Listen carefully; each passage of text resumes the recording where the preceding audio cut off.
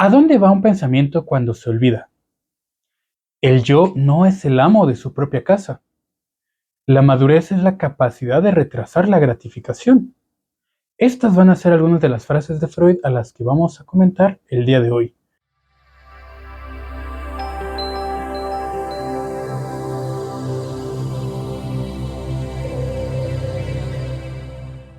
Bienvenidos a mi canal, aquí estamos apasionados por la mente humana y por el psicoanálisis. Si tú también eres un apasionado de estos temas, te invito a que te suscribas al canal y des like a este video si es que te gusta.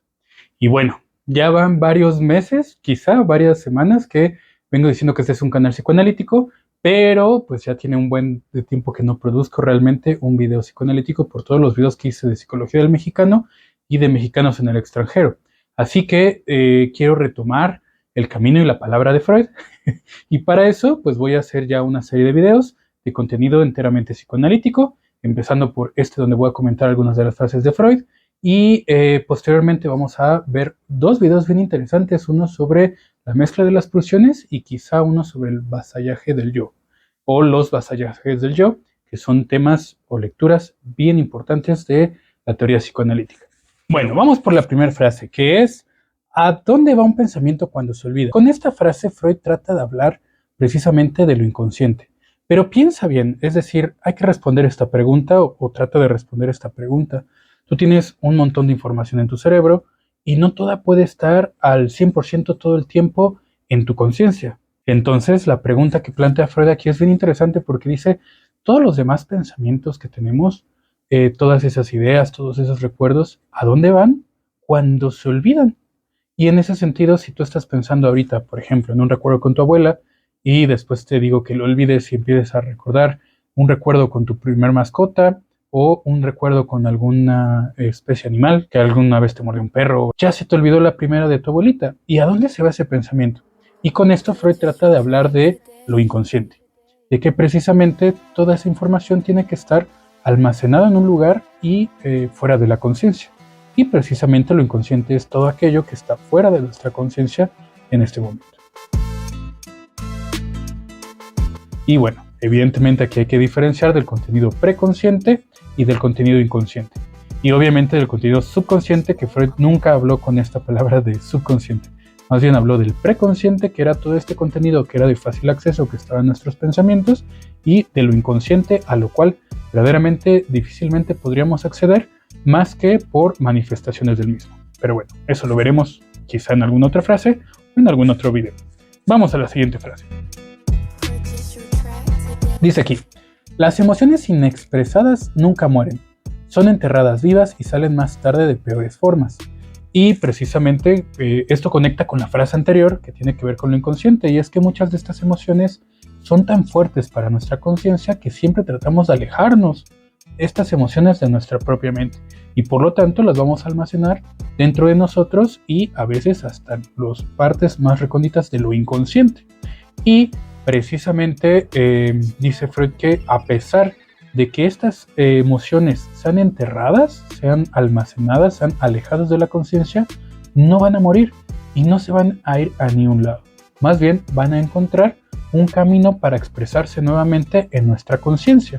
Sin embargo, debido a esta censura que tenemos porque este contenido es muy fuerte, van a aparecer de diferentes maneras. En los actos fallidos, que es cuando nos equivocamos, cuando decimos una cosa y queremos decir otra, o cuando de repente sale un nombre cuando quiero decir otro. También van a aparecer en los sueños como pues una manifestación precisamente de lo inconsciente de manera censurada por la censura onírica. También van a aparecer en los síntomas, es decir, bueno, la depresión, en alguna fobia, en algún tipo de situación o síntoma mental. Ahí se está manifestando parte de lo inconsciente que precisamente está buscando un lugar, un momento para ser manifestado. Y por eso dice Freud que dice que no mueren, sino que más bien van a salir más tarde de peores formas, es en una pesadilla o es en algún tipo de síntoma. Y síntomas puede ser de cualquier tipo de enfermedad o de cualquier tipo de situación que nos esté pasando actualmente. Pero bueno, vamos a la siguiente frase. El yo no es el amo de su propia casa. ¿Y qué es esto? Es decir, aquí, ¿a qué se refiere Freud con el yo y que no es amo de su propia casa? Y bueno, pues el yo es el dispositivo psicológico que nos ayuda a, identificarnos a nosotros mismos como persona, pero también a lidiar con varios puntos. En primer lugar, el mundo exterior, que es la manera en cómo nos expresamos hacia el mundo exterior. Pero no únicamente va a estar en función de enfrentar el mundo como es, que esa es una de sus principales, sino que va a estar también siendo o respondiendo a las demandas de nuestro ello, que sería todas las pulsiones, todos nuestros deseos inconscientes, toda la energía que siempre va a ir empujando y empujando para salir de alguna manera a nuestra conciencia, como precisamente todas estas ideas que quedan en el inconsciente. Y por otro lado también va a estar el super yo, que es toda aquella conciencia moral o toda aquella situación que va a estar censurando o va a estar evitando que el ello se manifieste como tal o que se cumpla tal cual del ello, todos esos deseos, y por lo tanto va a ser una fuerza de alguna otra forma represora y con conciencia moral que va a evitar esta manifestación del ello.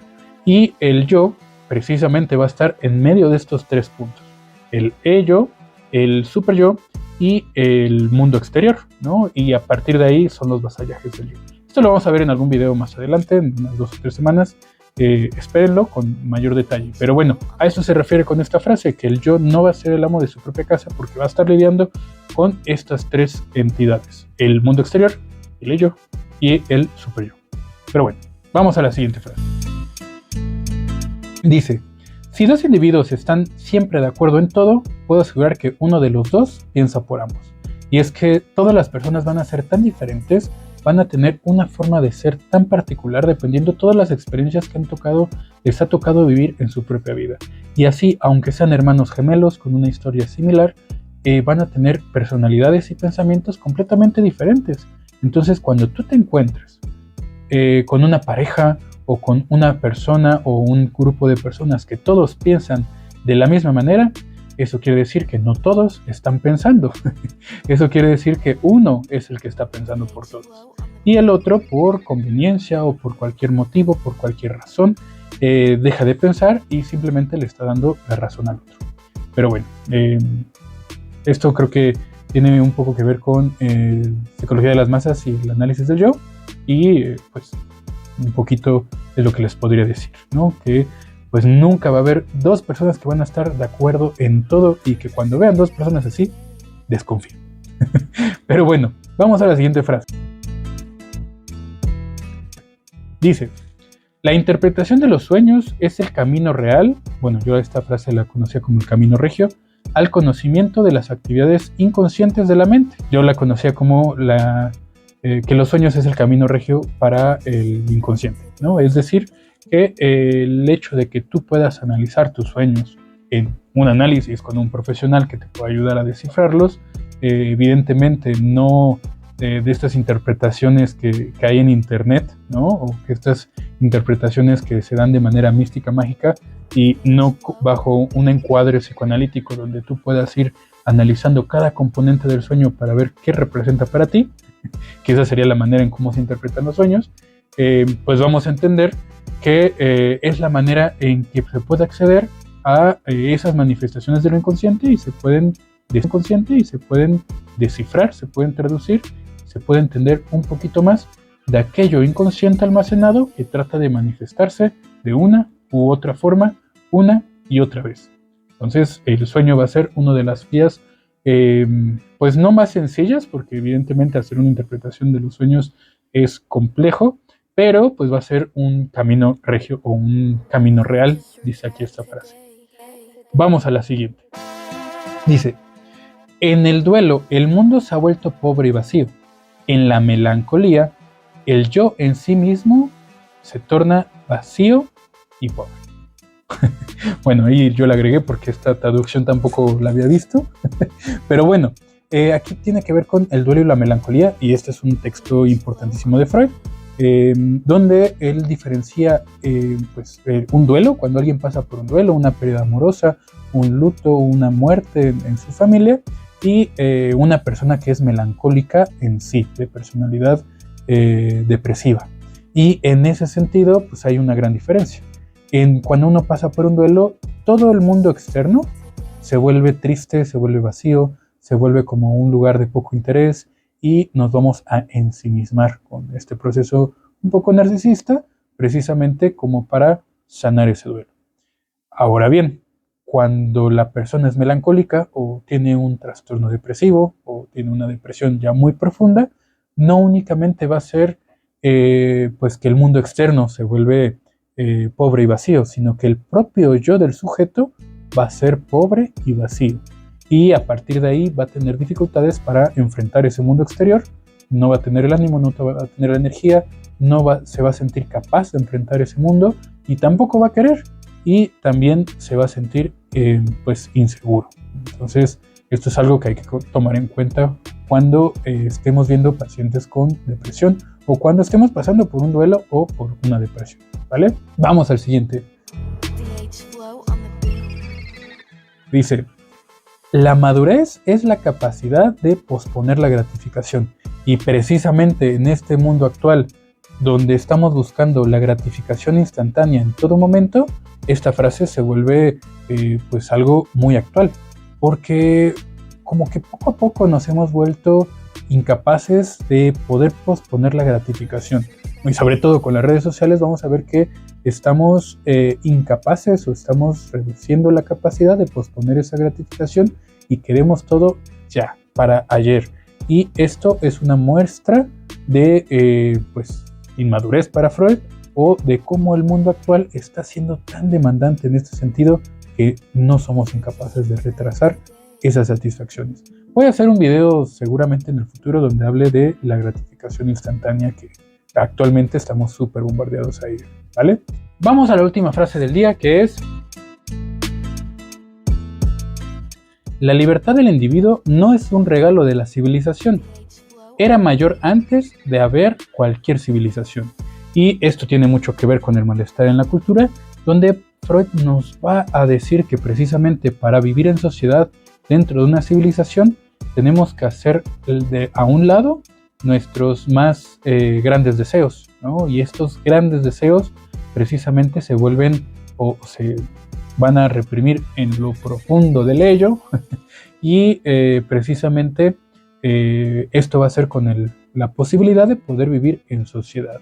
Y por lo tanto, la libertad que estamos viviendo en la actualidad realmente no es tal, no es tan grande y no es tan importante, porque al final siempre vamos a estar condenados a no poder cumplir todos nuestros deseos o todas nuestras satisfacciones debido a que participamos de una sociedad con valores morales o con valores o con leyes que nos van a impedir cumplir todos nuestros deseos.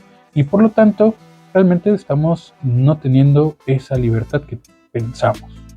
Pero bueno, de hecho ese es el origen del malestar en la cultura, porque al no poder cumplir todos nuestros deseos, van a estar de alguna u otra manera generando una insatisfacción o un malestar constante para poder vivir dentro de una sociedad. Pero bueno, si llegaron hasta acá, les pido que me comenten cuál fue su frase que más les gustó, también qué reflexiones pueden generar ustedes con estas frases. Estas son las reflexiones que a mí se me ocurren o una manera de poder entenderlas o de la manera en que yo las entiendo, pero por supuesto que estas no son unívocas, así es que sus opiniones y sus reflexiones a estas frases para mí son muy importantes. Así es que pónganme en los comentarios qué es lo que han ido reflexionando. Y pues por supuesto recuerden que quien analiza su mente enfrenta sus deseos. Nos vemos la siguiente semana.